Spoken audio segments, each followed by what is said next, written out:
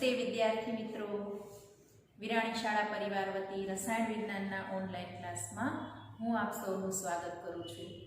આપણે પ્રકરણ 10 hello alkane અને હેલો એરિન સંયોજનોમાં આપણે હેલો આલ્કેન સંયોજનોની બનાવટ જોઈ। ગઈકાલે અથવા તો ગયા સેશનમાં આપણે બે પ્રકારે એની બનાવટ જોઈ। આલ્કોહોલ સંયોજનોમાંથી જેમાં ઘણી બધી પ્રક્રિયાઓ આપેલી હતી। ત્યારબાદ બીજો પ્રકાર હતો હાઇડ્રોકાર્બનનું મુક્ત મૂલક હેલોજિનેશન દ્વારા। ત્યારબાદ હવે આપણે ત્યાર પછીનો પ્રકાર જોઈએ, બીજો પ્રકાર આલ્કીન સંયોજનોમાંથી। આલ્કીન સંયોજનો એટલે આપણને ખ્યાલ છે દ્વિબંધ ધરાવતા આલ્કીન સંયોજનો। તો દ્વિબંધ જ્યારે ધરાવતા હોય આલ્કીન સંયોજનો ત્યારે તેમાં મોટે ભાગે યોગશીલ પ્રક્રિયા થાય છે। યોગશીલ પ્રક્રિયા એટલે કે દ્વિબંધમાંનો પાયબંધ તૂટી અને તેમાં પ્રક્રિયકનો અણુ જે છે એ ઉમેરાઈ જાય છે, જેને આપણે યોગશીલ પ્રક્રિયા કહીએ છીએ। તો બે પ્રકારની પ્રક્રિયાઓ તમને આપેલી છે, હાઇડ્રોજન હેલાઇડનું ઉમેરણ, બરાબર। HX એટલે હાઇડ્રોજન હેલાઇડ, X એટલે હેલાઇડ સંયોજનો, એનું ઉમેરણ એટલે ઉમેરાઈ જવું, યોગશીલ પ્રક્રિયા। બીજું છે હેલોજનનું ઉમેરણ।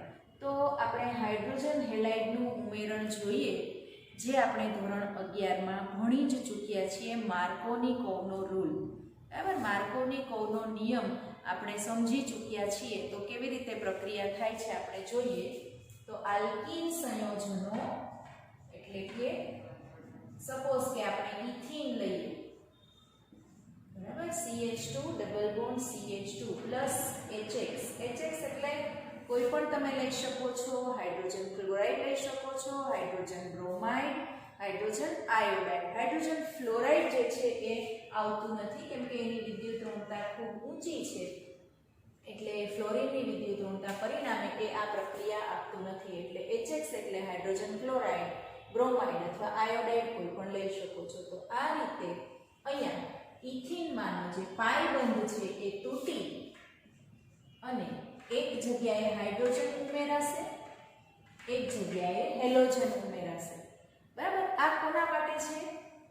સમમિત આલ્કીન માટે। સમમિત એટલે કે દ્વિબંધની આજુબાજુ કાર્બનની સંખ્યા સમાન હોય એના માટે। ઇથીન માટે કોઈ પણ જગ્યાએ બેમાંથી હાઇડ્રોજન કોઈ પણ કાર્બન સાથે જોડાશે, હેલોજન કોઈ પણ કાર્બન સાથે જોડાઈ શકે છે। પણ જો પ્રોપીન હોય તો એ માર્કોનિકોવના નિયમને અનુસરે છે। એમાં બે નિપજ મળે છે, એક મુખ્ય નિપજ મળશે, એક ગૌણ નિપજ મળશે। આપણે 11મા ધોરણમાં ઓલરેડી ભણી જ ચૂક્યા છીએ। તો આ રીતે આપણે પ્રોપીન જોઈએ, CH3 CH double bond CH2, બરાબર। આ રીતે પ્રક્રિયા કરીએ તો નિપજ મળશે CH3, જો અહીંયા હાઇડ્રોજન ઉમેરાય CH2 અને અહીંયા બ્રોમિન ઉમેરાય તો આ રીતે એક નિપજ આ મળશે, બરાબર। પ્લસ બીજી નિપજમાં CH3 CH બ્રોમિન અને અહીંયા આવશે CH3 હાઇડ્રોજન અહીંયા ઉમેરાશે। તો આમાંથી મુખ્ય નિપજ કઈ આવશે? માર્કોનિકોવના નિયમ પ્રમાણે આપણને સૌને ખ્યાલ જ છે કે આ જે છે એ મુખ્ય નિપજ તરીકે વર્તે છે અને આ જે છે એ ગૌણ નિપજ તરીકે વર્તે છે, બરાબર। કેમ કે માર્કોનિકોવનો નિયમ એવો કહે છે કે જ્યારે અસમમિત આલ્કીન સાથે અસમ પ્રક્રિયક એટલે કે વિદ્યુત ઋણતાનો તફાવત ધરાવતો પ્રક્રિયક એ અણુ ઉમેરાશે, ત્યારે પ્રક્રિયકમાંનો વધુ ઋણ ઘટક, વિદ્યુત ઋણ ઘટક એ ઓછા હાઇડ્રોજન ધરાવતા કાર્બન સાથે જોડાય છે। હવે આ બંનેમાં ઓછા હાઇડ્રોજન કોની પાસે છે? આ, બરાબર। તો એ જે છે એ દ્વિતીયક કાર્બોકેટાયન બનશે અને પ્રાથમિક કરતાં હંમેશા દ્વિતીયક કાર્બોકેટાયનની સ્થાયીતા વધુ હશે।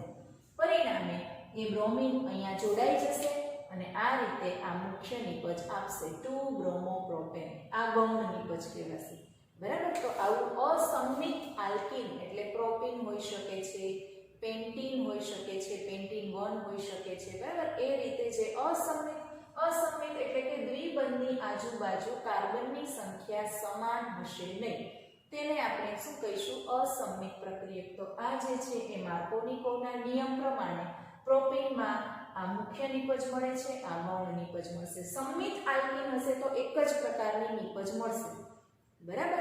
અસંમિત પ્રક્રિયક હશે તો બે પ્રકારની નિપજ. એમાં જો પ્રતિ માર્કોનિકોવનો નિયમ આપણે કરીએ તો આ પ્રમાણે, અને બીજો નિયમ પણ આવતો તો MS ખાસ અસર અથવા તો પ્રતિ માર્કોનિકોવનો નિયમ. તો એના માટે આપણે પેરોક્સાઇડ ઉમેરવું પડે, બરાબર. તો એ આપણને આ મુખ્ય નિપજ તરીકે મળે, આપણને સૌને ખ્યાલ જ છે.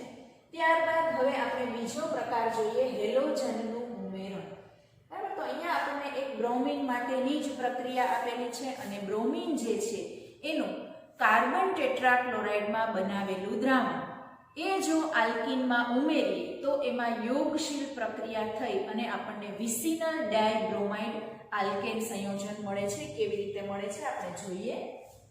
તો અહીંયા આપણી પાસે ઇથિન જે છે, બરાબર, ઇથિન છે એનું બ્રોમિન સાથે, પણ બ્રોમિનનું શેમાં બનાવેલું? કાર્બન ટેટ્રાક્લોરાઇડમાં બનાવેલું દ્રાવણ. તમે જ્યારે પરીક્ષામાં લખશો ત્યારે એરો ઉપર જે કાંઈ હોય પ્રક્રિયા પરિસ્થિતિ, ઉદ્દીપક હોય કે પછી તાપમાન હોય એ લખવું જરૂરી છે, બરાબર. એમને પ્રક્રિયા થતી નથી. માત્ર આપણે અહીંયા બ્રોમિન લખીએ, કાર્બન ટેટ્રાક્લોરાઇડ ન લખીએ તો એ આપણી પ્રક્રિયા ખોટી પડે, અથવા તો બધી પ્રક્રિયા સાચી હોય તો અડધો માર્ક્સ છે એ કપાઈ જાય, 1 માર્ક્સની પ્રક્રિયા હોય તો એ લખવાનું છે. ત્યારબાદ નામ પણ લખવાના હોય છે, બરાબર. નીચે નામ જે છે એ લખવાના. મુખ્ય જે પ્રક્રિયા હોય, મુખ્ય નિપજ હોય એના નામ છે એ લખવા ફરજિયાત છે, તો એ તમને પૂરેપૂરા માર્ક્સ છે એ મળે, બરાબર. બાકી જે 90 ઉપર એટલે કે જો તમને 50 માર્કની થિયરી હોય તો 45 ઉપર માર્ક્સ જાય, તો આવા બધા જે નાની નાની ભૂલો છે એ બહુ કાઉન્ટ કરતા હોય છે. એટલે એ ખાસ ધ્યાનમાં રાખવાનું કે આપણે ક્યાંય એરો ઉપર જે લખેલું હોય એ ન ભૂલાઈ જાય, નામ લખવાનું ન ભૂલાઈ જાય. એટલે નામ જ્યારે તમે પ્રક્રિયા લખો, 5 વાર પ્રક્રિયા લખો, તો એમાં દરેક વખતે નામ છે એ લખવા. તો અહીંયા એ બ્રોમિન જે છે એ બ્રોમિન એનો અણુ એટલે કે બંને પરમાણુઓ અલગ થઈ અને ઉમેરાઈ જશે. તો આ રીતે આપણને વિસિનલ ડાયબ્રોમાઇડ છે એ મળશે, બરાબર. બાજુના કાર્બન ઉપર બે સમાન હેલોજન હોય તો આપણે એને વિસિનલ કહીએ છીએ, વિસિનલ ડાયબ્રોમાઇડ. તો આ રીતે અને IUPAC નામ તો આપણને ખ્યાલ જ છે, 1,2 ડાયબ્રોમો ઇથેન. તો આ પ્રમાણે યોગશીલ પ્રક્રિયાઓ આપેલી છે. યોગશીલ પ્રક્રિયામાં પાઈ બંધ તૂટે છે અને પ્રક્રિયકનો અણુ ઉમેરાઈ જાય છે, એટલે ઉમેરણ આપેલું છે આપણને આલ્કીન સંયોજનો માટે. તો આ બે પ્રક્રિયાઓ. ત્યારબાદ મોસ્ટ ઇમ્પોર્ટન્ટ પ્રક્રિયાઓ છે હેલોજન વિનિમય પ્રક્રિયાઓ. એમાં બે આપેલી છે, ફિંકલસ્ટીન અને શ્વાર્ટ્ઝ પ્રક્રિયા. હવે આપણે અત્યાર સુધીની જે પ્રક્રિયાઓ જોઈ એમાં મોટા ભાગે ક્લોરીન જોયું, બ્રોમિન જોયું, આયોડીન જોયું, બરાબર. હેલો આલ્કેનમાં કાં તો ક્લોરો આલ્કેન મળે, કાં તો બ્રોમો આલ્કેન મળે, કાં તો આપણને આયોડો આલ્કેન મળે છે. ફ્લોરો આલ્કેન જે છે એની પ્રક્રિયાઓ બહુ જ ઓછી આપેલી છે. તો શ્વાર્ટ્ઝ પ્રક્રિયા છે એના દ્વારા આપણને ફ્લોરો આલ્કેન મળી શકે છે, અને ફિંકલસ્ટેઇન પ્રક્રિયા છે એના દ્વારા આપણને આયોડો આલ્કેન મળી શકે છે. તો આ બંને ખૂબ અગત્યની પ્રક્રિયા છે, બરાબર. એનું જે ટાઇટલ છે હેલોજન વિનિમય પ્રક્રિયા. વિનિમય એટલે એક્સચેન્જ, બરાબર. એક હેલો આલ્કેનમાંથી બીજો હેલો આલ્કેન બનાવવો. એટલે સપોઝ કે આપણી પાસે ક્લોરો આલ્કેન છે અથવા તો બ્રોમો આલ્કેન છે, એમાંથી આપણે એને આયોડો આલ્કેનમાં કન્વર્ટ કરવું હોય તો ફિંકલસ્ટેઇન પ્રક્રિયા વિકલ્પમાં પૂછાય છે. તમને 2 માર્ક્સમાં પણ આ પ્રશ્ન પૂછાઈ શકે છે. એટલે મોસ્ટ ઇમ્પોર્ટન્ટ પ્રક્રિયાઓ છે ફિંકલસ્ટેઇન આયોડીન માટે, શ્વાર્ટ્ઝ પ્રક્રિયા ફ્લોરીન માટે. તો આપણે પહેલા ફિંકલસ્ટેઇન પ્રક્રિયા જોઈએ. તો શુષ્ક એસિટોનમાં બનાવેલું સોડિયમ આયોડાઇડનું દ્રાવણ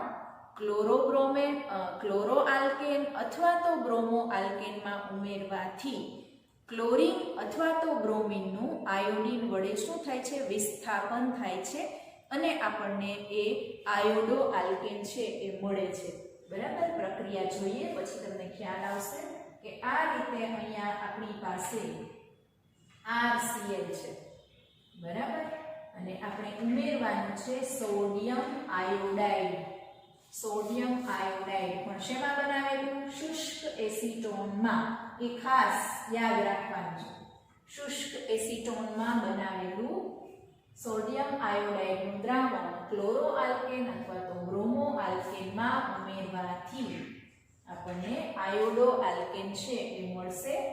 અને અહીંયા જે ક્લોરીન છે એ અહીંયા સોડિયમ સાથે જોડાઈ જશે એટલે NaCl આપણને મળશે.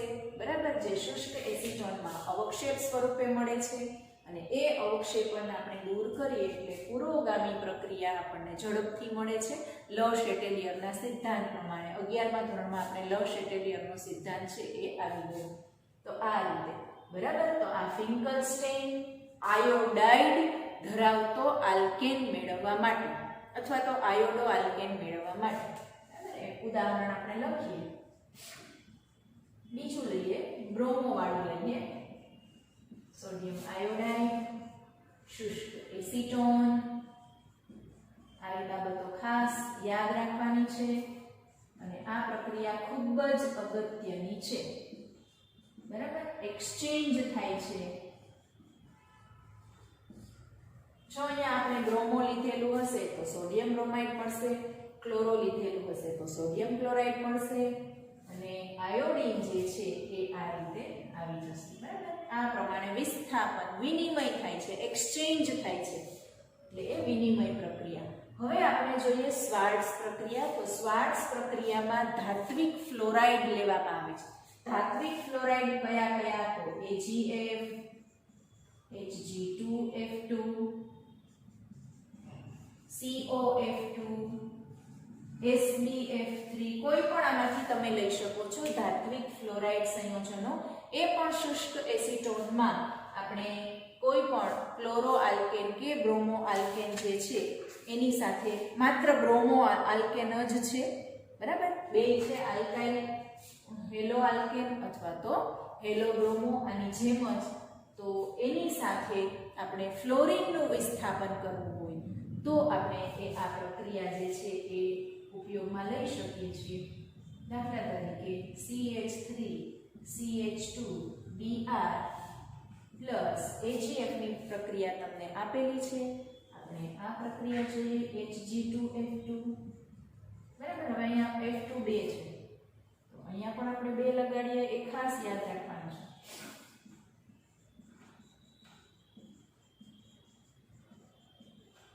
તો આપણને 2CH3 CH2F પ્લસ Hg2Br2 બરાબર વિનિમય થશે.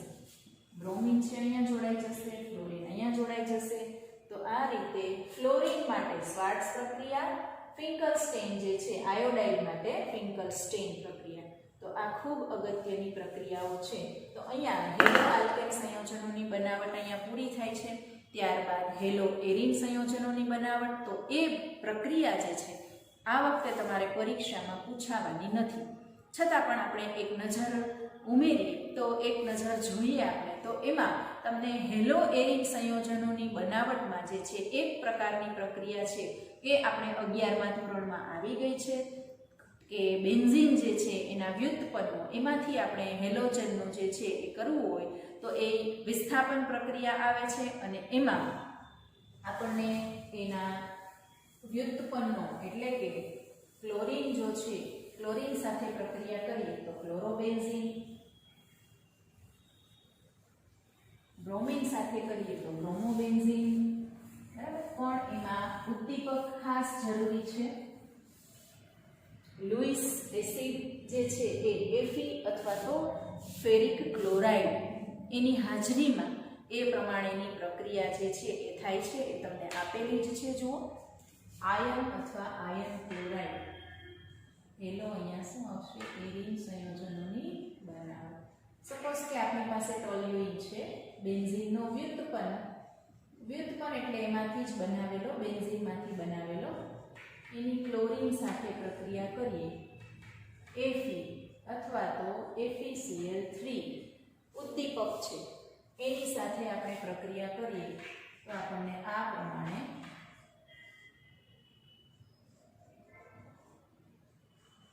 CH3Cl, બરાબર. એવી જ રીતે આપણને ઓર્થો અને પેરા, ઓર્થોટોલ્યુઇન અને પેરાટોલ્યુઇન, સોરી મેટાને આવે,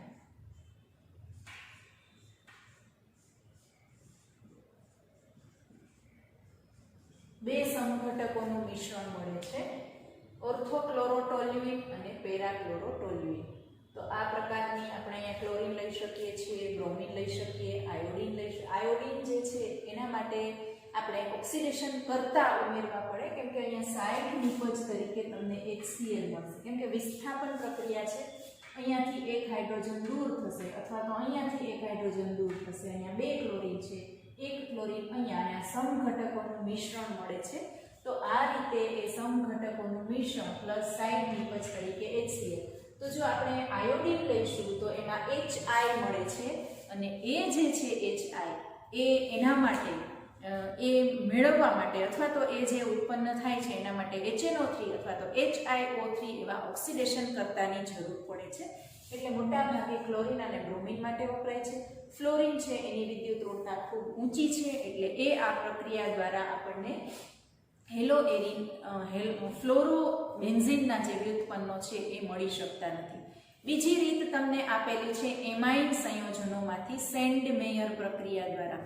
તો એ 13મા પાઠમાં બહુ જ ડિટેલમાં આવે છે એ સેન્ડમેયર પ્રક્રિયા, તો એ આપણે ત્યારે જોઈશું, બરાબર. એટલે એ વધારે ડીપમાં ત્યાં આપેલી છે, અને અહીંયા તો અમે પરીક્ષામાં એ છે નહીં, પૂછાવાની નથી એવું છે, તો ત્યારે આપણે એ ડીપમાં જોઈશું. કેમ કે સેન્ડમેયર પ્રક્રિયા માટે નાઇટ્રસ એસિડ એમાંથી ડાયએઝોડાઇઝેશન પ્રક્રિયા થાય છે, તો એ નાઇટ્રસ એસિડની ડાયએઝોડાઇઝેશન પ્રક્રિયા એ વધારે ડીપમાં એ 13મા પાઠમાં આપેલું છે, તો ત્યારે જોઈશું. ત્યારબાદ હવે આપણને આપેલા છે ભૌતિક ગુણધર્મો, જે પણ તમારે આ વખતે નથી પૂછાવાના પરીક્ષામાં, છતાં પણ તમારે જે અમુક એવી તૈયારીઓ હોય પરીક્ષાની, બહારની પરીક્ષાની તૈયારીઓ કરવી હોય તો એની ઉપર એકવાર નજર તો નાખી લેવી જોઈએ, કે જેથી કરીને આપણે એવા અમુક પ્રશ્નો પૂછાઈ જાય ઉત્કલન બિંદુવાળા, દ્રાવ્યતાવાળા, તો એ આપણને મિસ ન થાય. તો હવે આપણે સૌ જાણીએ છીએ કે હેલો આલ્કેન સંયોજનોમાં આપણે ગયા સેશનમાં ચર્ચા કરી કે કાર્બન અને હેલોજન જે બંધ છે એ ધ્રુવીય બંધ છે, એટલે કે એમાં હેલોજન જે છે એની વિદ્યુત ઋણતા વધુ છે, પરિણામે હેલોજન ઉપર આંશિક ઋણ વીજભાર, કાર્બન પર આંશિક ધન વીજભાર, પરિણામે એમની વચ્ચે દ્વિધ્રુવ પ્રકારનું વાન ડર વાલ્સ આકર્ષણ બળ જોવા મળે છે. એટલે સમાન કાર્બન ધરાવતા આલ્કેન સંયોજનો કરતા હેલો આલ્કેન સંયોજનોના ઉત્કલન બિંદુ અથવા તો ગલન બિંદુ છે એ ઊંચા હશે, બરાબર. પ્રબળતા વધી જાય છે. માત્ર આલ્કેન સંયોજનો હોય, મિથેન કરતા મિથાઇલ ક્લોરાઇડ કે મિથાઇલ બ્રોમાઇડ, બરાબર, ઇથેન કરતા ઇથેન ક્લોરાઇડ કે ઇથાઇલ બ્રોમાઇડ, તો એના ઉત્કલન બિંદુ અથવા તો ગલન બિંદુ છે એ ઊંચા હોય છે. ત્યારબાદ હંમેશા યાદ રાખો કે ભૌતિક સ્થિતિ વાયુ છે, પ્રવાહી છે કે ઘન છે, તો ઓછા કાર્બન ધરાવતા હેલાઇડ સંયોજનો, કાર્બનિક હેલાઇડ અથવા તો આલ્કાઇલ હેલાઇડ સંયોજનો હંમેશા વાયુ સ્વરૂપમાં હશે.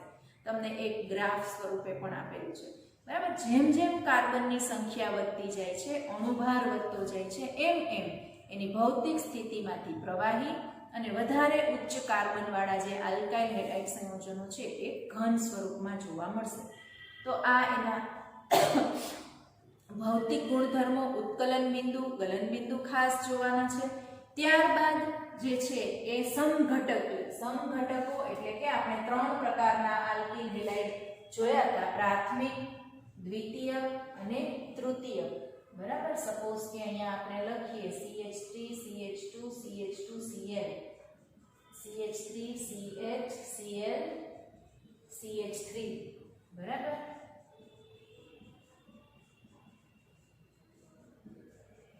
તો આ પ્રાથમિક છે. એના કરતાં દ્વિતીયકનું ઉત્કલન બિંદુ નીચું હશે, એના કરતાં તૃતીયકનું ઉત્કલન બિંદુ છે એ નીચું હશે. આ બાબત દરેક ક્રિયાશીલ સમૂહોવાળા જે સંયોજનો છે એના માટે યાદ રાખવાનું છે કે પ્રાથમિક કરતાં દ્વિતીયક, દ્વિતીયક કરતાં તૃતીયક આલ્કાઇલ હેલાઇડ સંયોજનો કે પછી એ આલ્કોહોલ સંયોજનો હોય કે પછી એ નાઇટ્રોજન યુક્ત સંયોજનો હોય, બધા માટે લાગુ પડે છે. કેમ કે અહીંયા જે આંતરાણ્વીય આકર્ષણ બળ છે, બરાબર, અંતર ઓછું છે એટલે એ પ્રબળ હશે. અહીંયા અંતર વધી જાય છે, બરાબર. શાખા જેમ જેમ પડશે એમ એનું અંતર જે છે વધે, અંતર વધે એટલે આંતરાણ્વીય આકર્ષણ બળ ઘટે, પરિણામે એને આપણે બંધને તોડવો સરળ થઈ જાય એટલે ઉત્કલન બિંદુ નીચું જાય. અહીંયા હજુ બે શાખાઓ પડેલી છે તો અંતર હજુ વધુ છે, પરિણામે એ આંતરાણ્વીય આકર્ષણ બળમાં ઘટાડો થશે.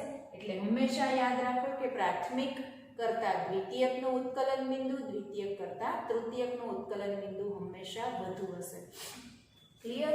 ત્યારબાદ પાણીમાં દ્રાવ્યતા. આટલા પોઈન્ટ દરેક તમારે લેસનમાં આવશે. પછી એ આલ્કોહોલ હોય, આલ્ડીહાઇડ હોય, કીટોન હોય, એમાઇન સંયોજનો હોય, ઉત્કલન બિંદુ, ગલન બિંદુ, ભૌતિક સ્થિતિ, પાણીમાં દ્રાવ્યતા, બરાબર. તો હવે અહીંયા આપણને ખ્યાલ છે કે આ હેલોજન યુક્ત કાર્બનિક સંયોજનો છે, કાર્બનિક સંયોજનો છે. તો એ બધા જે છે એમાં થોડી ઘણી અધ્રુવીયતા પણ હોય, પરિણામે એની પાણીમાં દ્રાવ્યતા છે એ ઓછી હશે. પાણીમાં એવા જ પ્રકારના સંયોજનો દ્રાવ્ય થશે કે જે ધ્રુવીય હશે. આપણે દ્રાવણ પાર્ટ 1માં લેસન આવી ગયો, એમાં દ્રાવણ માટેની, પાણીમાં દ્રાવણ બનાવવા માટેની અમુક શરતો હતી કે ભાઈ પાણી છે એ ધ્રુવીય દ્રાવક છે એટલે ધ્રુવીય પદાર્થો જ એ પાણીમાં દ્રાવ્ય થતા હોય છે. તો આ જે છે હેલો આલ્કેન સંયોજનો એ થોડા ઘણા જે છે એ અધ્રુવીય છે, પરિણામે એની પાણીમાં દ્રાવ્યતા કેવી છે એ ઓછી છે, બરાબર. વધારે ડીપમાં એ તમે એ વાંચી લેશો એટલે તમને ખ્યાલ આવી જશે. ત્યારબાદ એની રાસાયણિક પ્રક્રિયાઓ છે. તો એ રાસાયણિક પ્રક્રિયાઓ 3 પ્રકારની રાસાયણિક પ્રક્રિયાઓ આવે છે. કેન્દ્ર અનુરાગી વિસ્થાપન પ્રક્રિયા, બરાબર. કેન્દ્ર અનુરાગી અને ઇલેક્ટ્રોન અનુરાગી એટલે આપણને ખ્યાલ છે. કેન્દ્ર અનુરાગી એટલે કે એની પાસે ઇલેક્ટ્રોન યુગ્મ છે વધારાનું અને એને ધન આયન પ્રત્યે આકર્ષણ હોય છે એટલે એ કેન્દ્ર અનુરાગી પ્રક્રિયા કહેવાશે.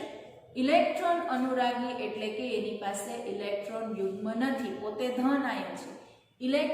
વધુ ઇલેક્ટ્રોન જેની પાસે હોય એવા પ્રકારના પ્રક્રિયકો સાથે જેને આકર્ષણ હોય એ ઇલેક્ટ્રોન અનુરાગી. પણ આપણને ખ્યાલ છે કે અહીંયા હેલોજન જે છે, બરાબર, એ જે છે એની શું કહેવાય કે વિદ્યુત ઋણતા વધુ છે, એ દૂર થશે એટલે એની જગ્યાએ આવશે એ કેન્દ્ર અનુરાગી આવશે એટલે કેન્દ્ર અનુરાગી વિસ્થાપન પ્રક્રિયા.